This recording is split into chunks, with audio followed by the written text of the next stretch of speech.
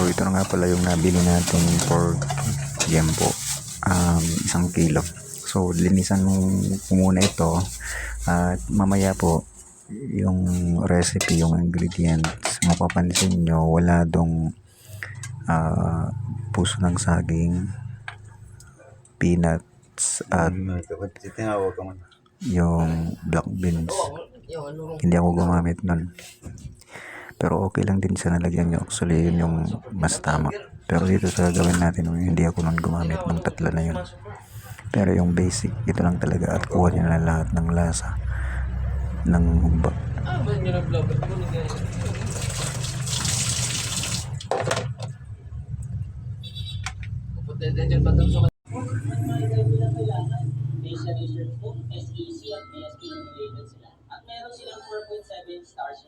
So nga pala yung pagkakaiba ng humba at saka adobo. Yung adobo medyo matubig yung sauce niya. Yung humba, pag naging successful yung pagkakaluto mo ng humba, wala na siyang sauce or tubig, purely oil na lang siya. So ito yung ingredients natin sa pork humba: 1 kilo pork liempo, 5 to 6 tablespoon soy sauce, 2 tablespoon sugar, 1/2 tablespoon salt, 2 to 3 cloves garlic, 1 large onion, at 5 to 6 tablespoon vinegar, and then pinch some pepper or paminta. So ito, pinainit na natin yung kawali. Siguraduhin na na-drain ng mabuti yung karne sa tubig. I-sear muna natin yung karne. Pag uminit na yung kawali, dapat ma-sear muna natin siya na medyo magpula-pula siya ng konti bago natin ilagay yung sibuyas at garlic.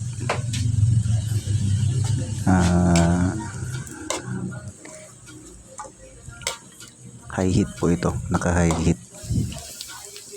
Malakas yung apoy, medyo malakas yung apoy dito kailangan.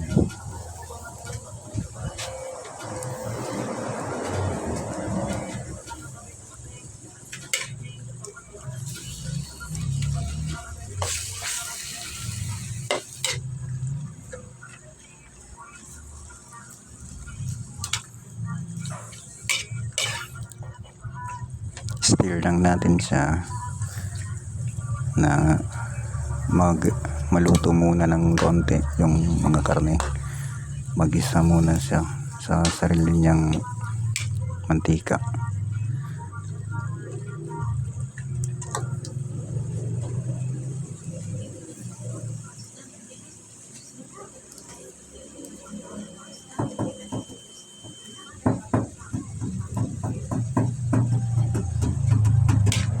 Hintayin at pansinin mo na medyo nag-iba na yung kulay ng karne. Parang medyo naluluto na yung panlabas niya.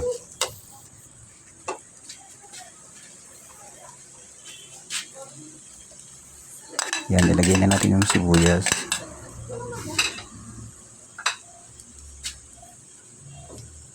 Tapos yung garlic. Diyan mo na gisahin ngayon yung sibuyas at garlic, kasi pag ginawa natin yung garlic at saka sibuyas, masusunog yun kung wala pa yung karne, kasi nag-sear tayo. S-E-A-R, sear.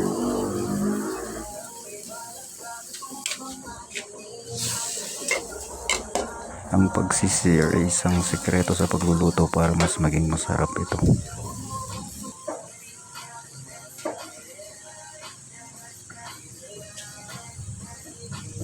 Ilagay na natin yung asin.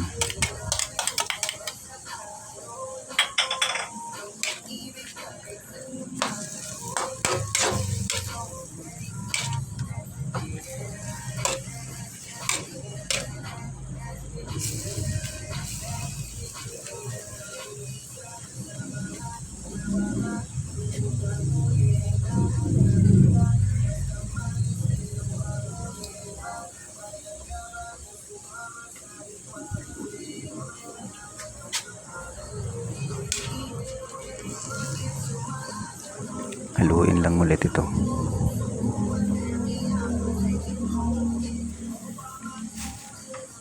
Lagay na natin yung suka o yung vinegar. Haluin ulit.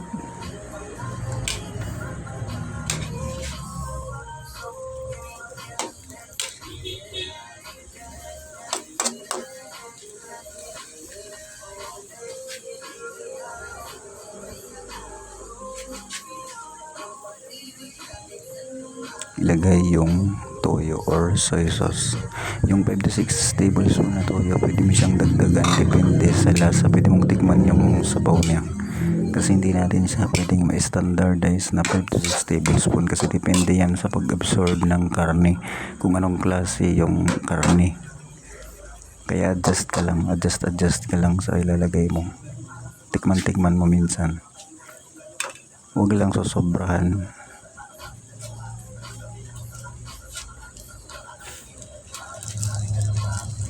Naglagay tayo dito ng konting Ajinomoto na bitsin para ma-enhance yung flavor or yung lasa niya. Kunti lang yan, hindi yan marami.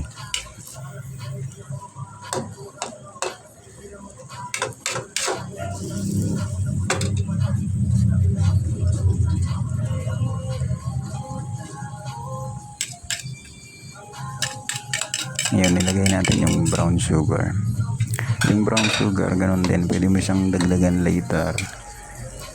Ang purpose kasi ng brown sugar dito, kasi yung humba, manamis-namis siya, naturally.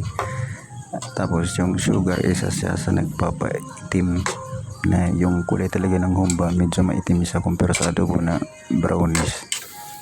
Yung nangyayari kasi sa asukal, nagiging siya, yung kalamay, yung sticky na brown na yun, nagpapaitim sa kanya ng kaunti. Kaya kahit hindi tayo gumamit ng black beans, mamaya sa resulta magiging medyo black siya. Ito, nilagyan ko na ng paminta ngayon. Mas maganda pag durog.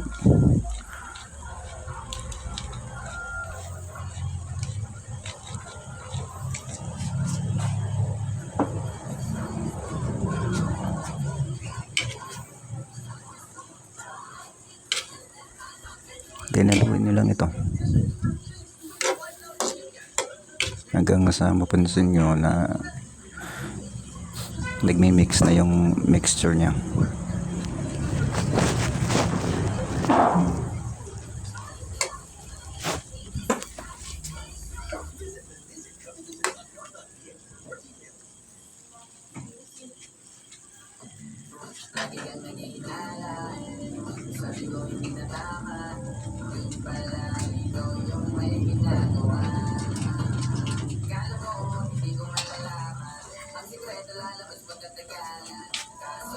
Ngayon medyo mahihit tayo sa apoy natin.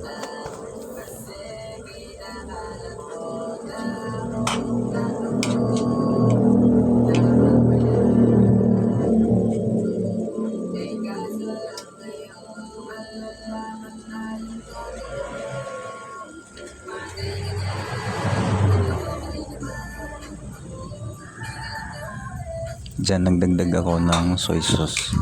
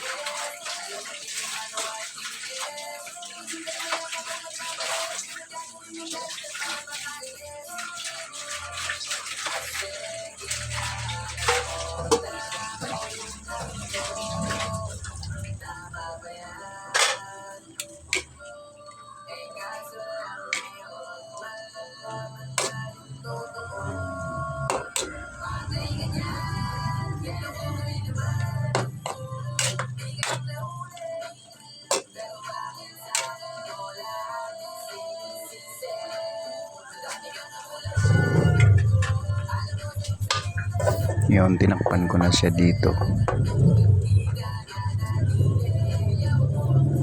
Yung gagawin dito, tatakpan siya, then ilang mga minutes pwede mo siyang haluin ulit kasi baka dumidikit na yung asukal sa ilalim para iwasan natin na siyang masunog ng sobra. Yung sugar, medyo susunugin talaga siya ng konti kasi para mag-caramelize siya, pero wag lang susobrahan. Kaya kailangan natin siyang haluin paminsan-minsan.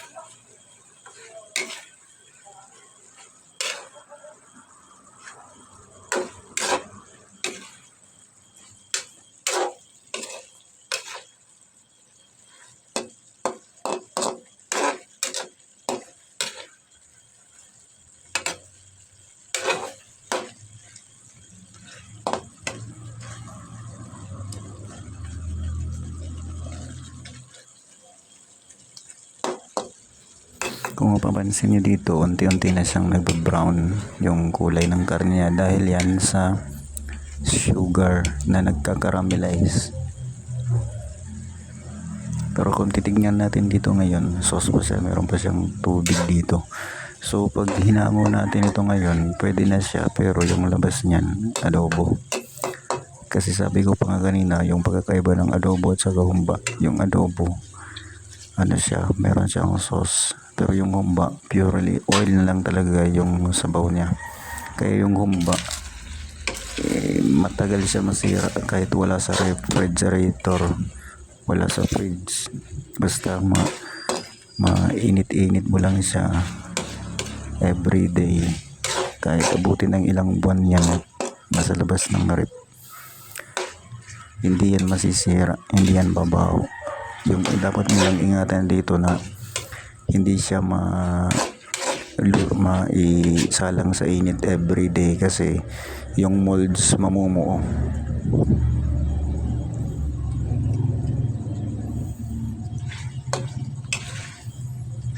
Kita nyo unti-unti na siyang mas naging brown.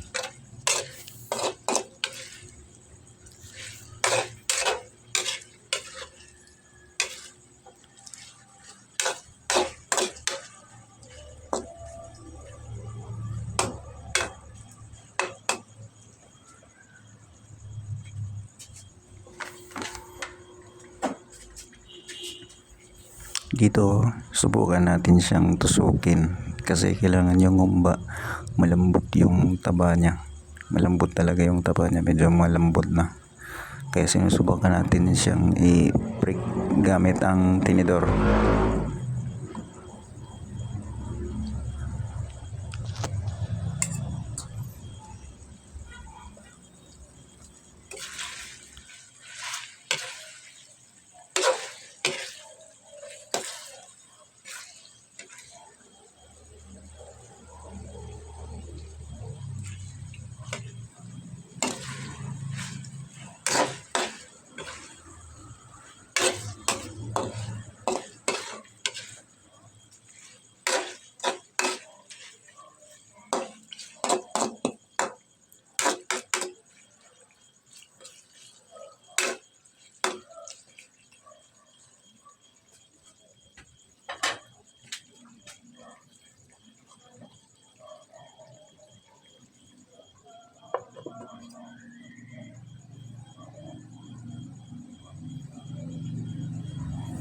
So pansinin nyo dito, pag open natin yan, pagka mix natin ulit yan, mapapansin nyo mas iitim pa siya, mas mag-brown pa siya. Kasi mas naluto na yung mga asukal sa ilalim, medyo dumidikit na. At kung titignan nyo, wala na siyang tubig, wala na siyang sauce, ang nandyan na lang mantika at yung caramel. Yan, successful na yan. ilang mga 2 minutes simmer na rin yan, okay na yan. Yan na yung successful na humba. At saka yung kulay, pag sa lighting kasi, pero pag sa makikita nyo sa dito mismo, yung kulay niya talaga medyo mas black siya, meaning successful yung humba natin. Mas darker siya sa original kaysa sa phone, yung kuha sa phone. Masarap siya, manamis na medyo may konting alat. Yan na yung pork humba natin na liempo or pork belly humba. Ang sarap guys.